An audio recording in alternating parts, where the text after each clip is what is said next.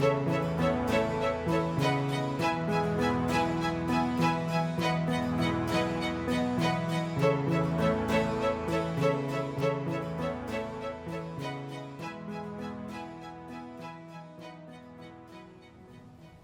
you spend time in our shoes, you will see that safeguarding has been embedded within our organisation. It's a huge part of what we do, day in, day out. Our internal processes, scrutiny and analysis and training have been acknowledged as good practice examples across the social housing sector. We work with a number of other organisations and services who could say exactly the same thing, so it would seem that we've got a great deal in common. Safeguarding should unite us, so why at times do we find it to be so contested and ultimately frustrating? The principles of safeguarding are the same no matter where you work, but the responses we receive differ widely across the areas we serve. The quality of the feedback we receive is often dependent on who is feeding back. This should not be the case. Some variation is acceptable, wide variation isn't. We know our communities, our customers, and rarely raise a concern unless there is visible need. But our voices, our concerns, our opinions are often dismissed, pushed to one side, or in worst case, dismissed out of hand. We do not pass the buck. We are always willing to be part of the conversation and solution. We need to be given the opportunity to engage in constructive challenge. If you work with us, everyone learns, everyone wins, and we keep our people safer. When a situation is complex, contested, and we disagree, we need you to be open to challenge before declaring case closed and pushing us aside. If safeguarding is everyone's business, then by actively listening to referrers, it is likely to keep it so.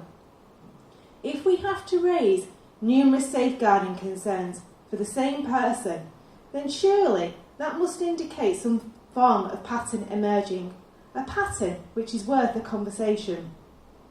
Instead, what we find is we have to keep knocking at the door, constantly chipping away, hoping that a different response might be possible, trying to avert an escalation to crisis point. Mental health assessments and access to mental health services is a constant issue. As social landlords, we are unable to deliver formal care or interventions. Instead, we signpost, we refer to other services. Health assessments and access to mental health services is a constant issue. As social landlords, we are unable to deliver formal care or interventions. Instead, we signpost, we refer to other services, but if the gateway to those services is closed, our people are left at risk. We need to develop a mutual understanding and a mutual respect. Maybe we need to personalise safeguarding amongst ourselves. Surely it has to be worth trying. Imagine what would happen if you left your front doors open all the time. You'd be unable to predict what came through it. You'd probably end up with a fair few unwanted callers. And they might take root and refuse to leave until you convince them that they had no right to be there. This could take some time, if they were comfortable, leaving it all to you and expected a decent service to boot. Well, we're a triage team. Our front door is always open, and when it comes to legitimate safeguarding concerns, rightly so. However, I sometimes wonder who's safeguarding who, or what is being safeguarded. Is it people covering their own backs, following a directive just because it's there, looking for a magic bullet, an instant solution? Or could it be the case that we need to just change some beliefs, behaviours, expectations and perceptions in relation to the whole area? The sheer volume of inappropriate safeguarding referrals that clogged our system could have prevented us from getting to the people in need, the most vulnerable, the real safeguarding concerns. We sometimes take people's understanding of safeguarding for granted. After all, it's what we do every day. It's our job, our focus, our passion. We understand that referrers can get a little passionate about it too. It's a contested area, and we're looking at ways in which we can improve. But improvement and understanding is a two-way street. Sometimes I feel that I could just leave a recording of my voice saying, "Have a conversation," because on the vast majority of occasions, that's what is required before anything else can be done. We understand that the context of the situation is important and that referrers won't always have the amount of detail that our current systems require. But we cannot always have that conversation on your behalf. In fact, in many instances, referrer reluctance to have a conversation with the person they're concerned about is because they don't want to sully the relationship they have, when in actual fact, the opposite can be true. It's not my role. It's not my responsibility. We hear these voices quite a bit, often from professional colleagues across the health system. In other words, over to you, buck past, move on. It's not good enough, and we need to start having open conversations about why it isn't helpful and what we can do to change it. I'm also aware that a lot of providers still don't know or are unaware of our pathways, and that's something we need to address. However, the 5 to 5 on a Friday afternoon syndrome that seems to afflict many referrers has to be part of that conversation. We also recognise that all referrers think their issue should be prioritised. Clearly that can't happen. If everything is a priority, then there's no such thing as priority, which renders any attempt at triage redundant and becomes a first-come, first-served system. At times, I suppose we can all become process-bound, ritualistic even, and forget there's a person in that process, somewhere that we should all be prioritising. Maybe we all need to decenter a little and appreciate the other's perspective of the situation. Try to see it my way, have a conversation, then we'll try to see it both ways. Safeguarding is not our everyday language, it's our everyday living. It's what we see, what we face, what we support on an ongoing basis across our community. So let me tell you a little of our story. It has the semblance of a beginning but no end, because despite being written off on a number of occasions, we have rewritten the end. We haven't written the end yet. We're too busy developing another beginning. Once upon a time in the mid-60s, there was a place that developers and the council decided to call Cantrell Farm. It very quickly became known as the new kind of ghetto. If you treat people like animals, so the saying goes. Everybody was tarred with the same brush. Good people were stained, good intentions floundered. Goodwill was lost, as were some lives unnecessarily so. The inevitable decline of the 1980s resulted in a riot and other unsavoury events which further damaged the community but resulted in a change with the purchase of the estate from the council by Villagers Housing Trust in 1983.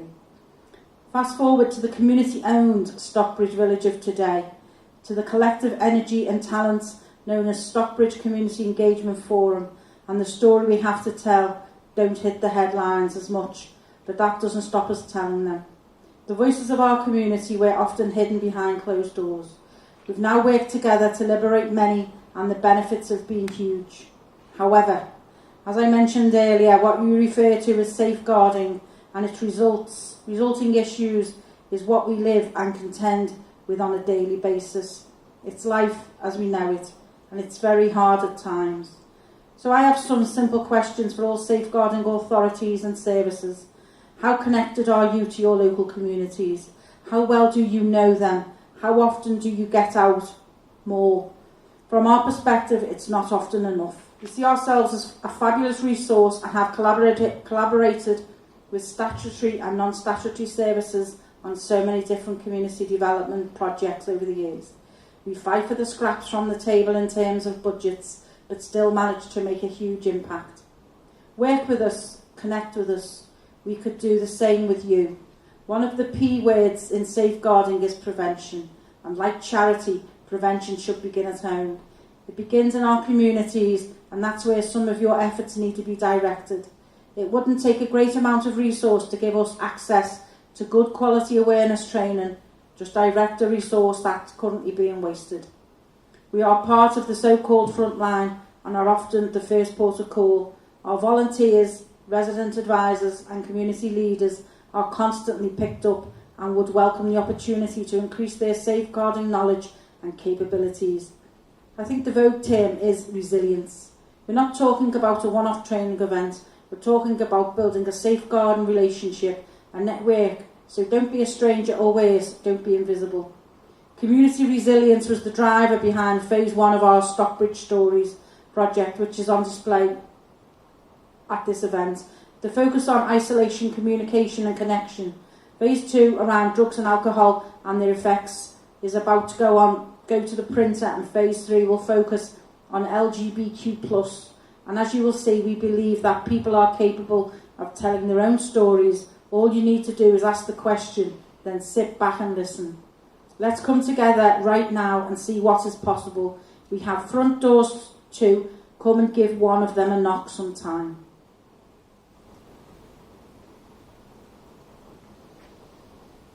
I'd like to start off with 3 little words, or rather 3 little letters. KPI. They stand for Key Performance Indicators.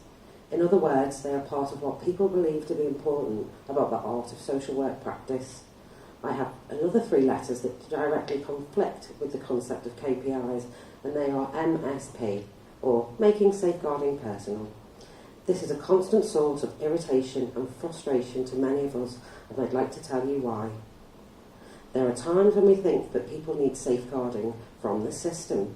For example, if your starting point is a KPI that gives you a maximum of 24 hours to assess an often highly complex issue, then how can you ensure that you personalise at the beginning of your interaction? If you have a KPI that directs you to ensure that cases are closed within 28 days, then surely the notion of personalised social care has been limited by its own starting point. The system becomes part of the problem when it should be designed to be part of the solution. Some people tell me it's not rocket science. I say it's far more complex than that. We work with people. Understanding the complexities of aerodynamics is a walk in the park in comparison. Safeguarding is just one part of what we do.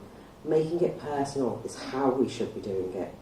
However, you cannot achieve the main aspects to make safeguarding personal by focusing solely on the practice of behaviours. System change is also required. Far too often, MSP is seen as something that needs to be recordable rather than an exercise in demonstrating how we made it real. Just a series of boxes desperately seeking ticks. Job done, move on. Policing practice via this approach is oppressive and at times intimidating.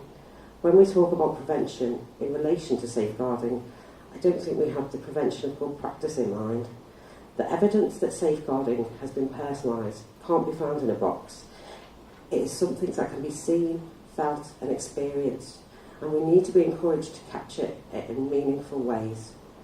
Related issues involve the unbearable lateness of professional colleagues' understanding of capacity. People do not have to prove they have capacity. The onus is on us to determine this via a humane and personalised process. It's not about the abuse of the Mental Capacity Act as a means of avoiding a serious case review or making safeguarding more convenient. This is the career I have chosen. It never ceases to amaze, enthuse, challenge and at times distress me. We need to measure what matters. If that means having some uncomfortable discussions and challenging the status quo in order to ensure due emphasis is given to the development of an improvement culture, as opposed to overemphasising performance, then you say KPI, I say MSP. Let's have a conversation.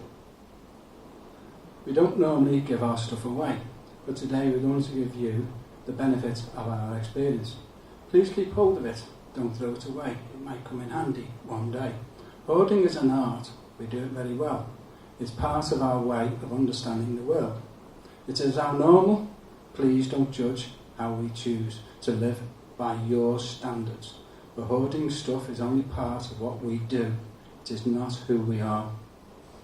In other words, we are more than the sum of our stuff. We can be things like reasonable. We can understand things like your concerns. We can see things like your points.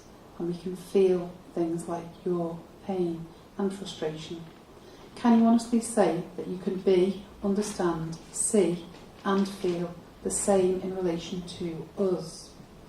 We know that we might not do any of this immediately when you want us to, but it's all part of the dance. So please follow our lead. Of course, we'll resist change initially. Sometimes, no matter how reasonable your voice, your concerns, you built our house, so why not take time building trust? When you try to enforce your will on us, you're trampling on our memories. You're invading our privacies. You're undermining our rights. You're criminalising our behaviour. You're becoming part of the problem at a time when that's the last thing we need. It's not that we don't want help, we just don't want that help. It's threatening, it's intrusive, it's judgmental. In short, it isn't helpful. Feel free to consign this approach to the skip you ordered on our behalf, a skip we could fill with experiences of poor support. If you continue to induce fear, we'll continue to build our defences. After all, how many mutually beneficial positive relationships start with conflict? We don't see what you see. Stop trying to fix us. This is our fix. And if you want to help, you need to realise that there is no quick fix. Be consistent, non-judgmental, listening to us. We have many layers to peel them back one at a time. Don't throw us away with the clutter. The person comes with the hoard. Hoarding is an art. We do it very well. If you want to help us, please spend some time listening before you act. We would be more likely to work with you if you are able to do so. We will find it difficult to admit or accept your initial views, but please take the time to recognise and understand who we are and then help us to change gradually. Somebody once said that if you try to change the way people behave by force, in the absence of that force, they will revert to type. But if you change the way they think, things will never be the same again. We want to break free, but please don't expect us to do so on demand.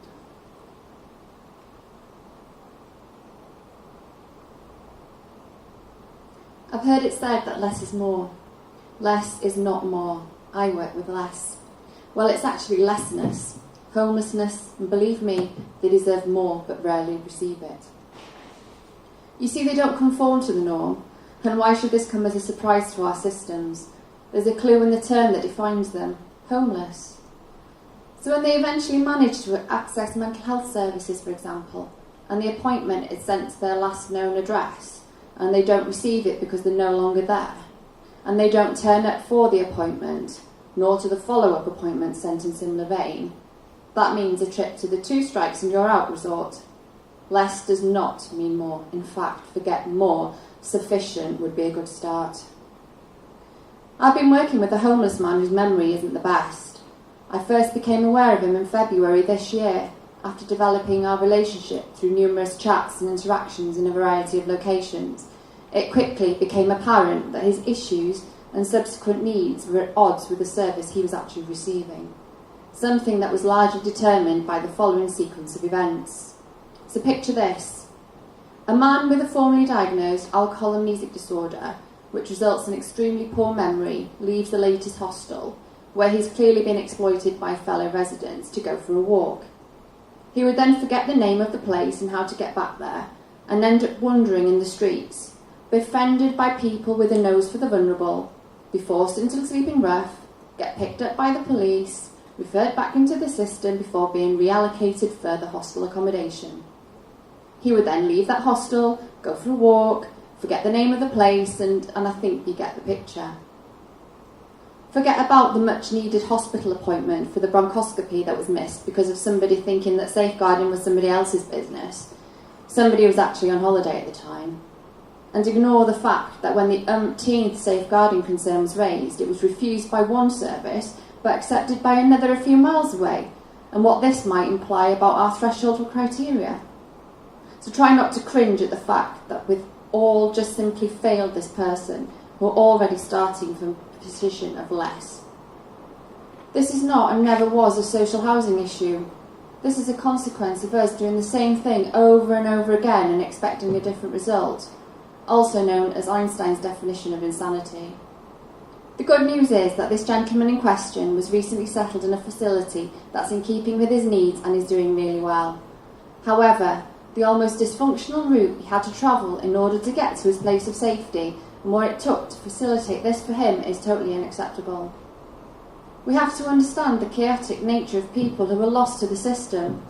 We need to think along the lines of, if that was my dad, in my role, I don't give up on people. I've had to learn to persevere, sometimes beyond the point of credulity, but outcomes should not be dependent on the tenacity of the professional involved. That is not a given for all sorts of reasons. A long and winding road with many barriers, diversions, roadworks, one-way streets, and though I could easily extend the metaphor, I'll close by saying this. I would like less to mean in need of more. I want less to get more, and if somebody would come and ask me how, I will gladly contribute to that conversation.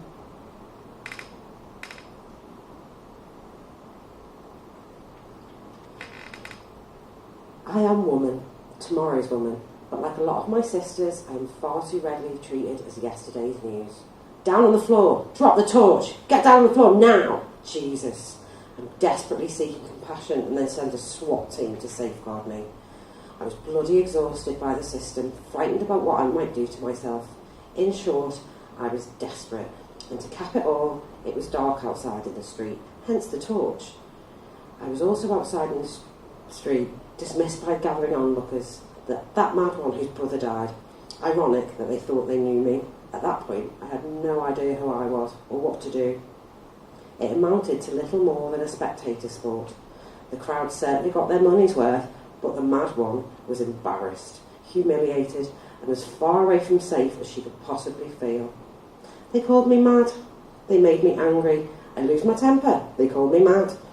I'd heard of something called MSP, making safeguarding personal. This was more like an exercise in making safeguarding public. I tried a helpline, but they proceeded to lose me at hello with their paint-by-numbers questioning. And then, to cap it all, the voice said, "Prove you won't kill yourself." It was almost like a direct challenge. It certainly didn't help. First impressions count. Please don't lose us at hello. At times, it seemed as though the abuse of women is being normalised, accepted, old hat, and well beyond the definition of a hate crime. But yet, we understand the impact of austerity, the language of cuts, the fact that need is far greater than resources. We understand that there are often good people working in a broken system. We understand and demand understanding in return. It is a basic human right. In fact, we work best with people who are human. Try to understand that I couldn't keep myself safe, and therefore couldn't keep my child safe, so had to leave him with my abuser. Try to understand how that kills me inside, but that the safety of my child was more important to me, than me. There is a bridge between objectivity and compassion. It's called context, and that's personal. It differs between us all. We are all women, but women are not all the same. Nobody is. If I'm feeling unstable and you don't offer me stability, if I'm feeling misunderstood and you don't understand, if you don't feel safe and you add to my vulnerability, then you will lose me, and I'll be consigned to a rather large receptacle labelled missed opportunities. We do not need your scorn. Don't presume that you know in advance of us telling you what we know. The abuse and violence we endure doesn't define us. We live in a man's world, but reserve the right to be women in it. I never believed it would be women who would save my life and help me find my authentic voice, give me sticks to throw at my monsters, but they have. I am woman, phenomenally. Phenomenal woman, that's me.